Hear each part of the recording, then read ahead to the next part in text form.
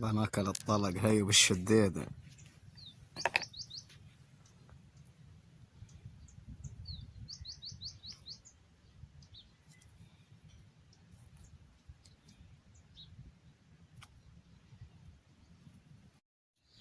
طبعا حبايبي زي ما انتم شايفين رجعنا لصيد البر، صيد العصافير بالشديدات، رجعنا لأيام الطفولة. فادعوا لنا انه العدد يزيد عشان نعزمكم على أكلة عصافير. وتحياتي لكم اللي بحب صيد العصافير، يا ريت يحكي لنا في التعليقات. كل الحب لكم. طبعا هذا يا جماعة الخير كان طاير في الجو، صدناه بالشديدة. طلعنا رحلة برية نصيد عصافير، وإن شاء الله المرة الجاية بنعزمكم على أكلة عصافير يا عمي.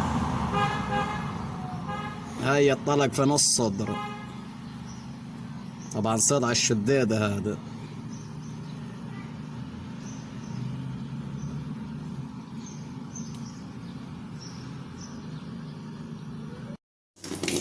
طبعا يا اخوان بدنا نعزم الحارة كلها عليه.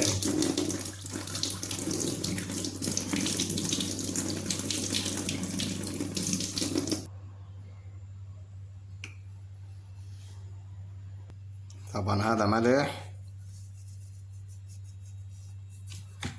وهذا فلفل اسود،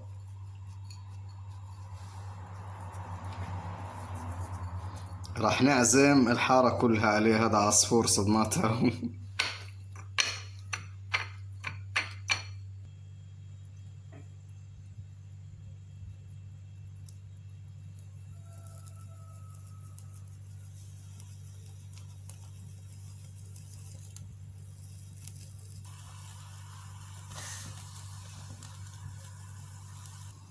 طبعا يا اخوان جاهز للاكل.